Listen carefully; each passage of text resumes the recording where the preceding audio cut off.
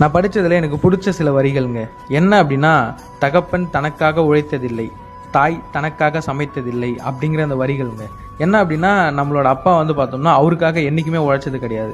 அவர் வந்து பார்த்தோம்னா வேலை செய்கிற இடத்துலையா இருக்கட்டும், எங்கேயுமே அவர் உழைக்கிறது எல்லாமே நமக்காக தான். அதே போல் அம்மா வந்து பார்த்தோம்னா என்றைக்கும் அவங்களுக்கு பிடிச்சது என்றைக்காச்சும் சமைச்சிருக்காங்களா அப்படின்னு கேட்டோம்னா கேள்விக்குறி தான். ஸோ உங்களுக்கு, அதாவது வீட்டில் இருக்கிறவங்க அப்பாவுக்கு என்ன பிடிக்கும், அம்மாவுக்கு என்ன பிடிக்கும், தம்பிக்கு என்ன பிடிக்கும், தங்கச்சிக்கு என்ன பிடிக்கும், அவங்களுக்கு பிடிச்சது தான் அம்மா வந்து செஞ்சு போடுவாங்க. ஆனால் அப்படி இருக்கிறவங்களையே பார்த்தோம்னா இப்போ இருக்கிறவங்க நிறைய பேர் அநாத ஆசிரமத்திலையும் முதியோர் இல்லத்திலையும் சேர்க்குறாங்க. இதெல்லாம் நினைக்கும் போதே ரொம்ப கஷ்டமாக இருக்குங்க. இதில் நிறைய பேர் வந்து பார்த்தோம்னா வீட்டை விட்டே அனுப்பிடுறாங்க, நீலாம் எங்கள் வீட்டில் இருக்காத அப்படிங்கிற மாதிரிலாம்.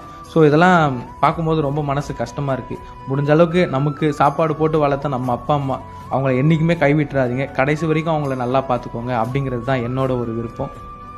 ஸோ இந்த வீடியோ வந்து உங்களுக்கு பிடிச்சிருக்கும் அப்படின்னு நம்புகிறேன். ஸோ அப்பா அம்மாவை நல்லா பார்த்துக்கோங்க. அவங்க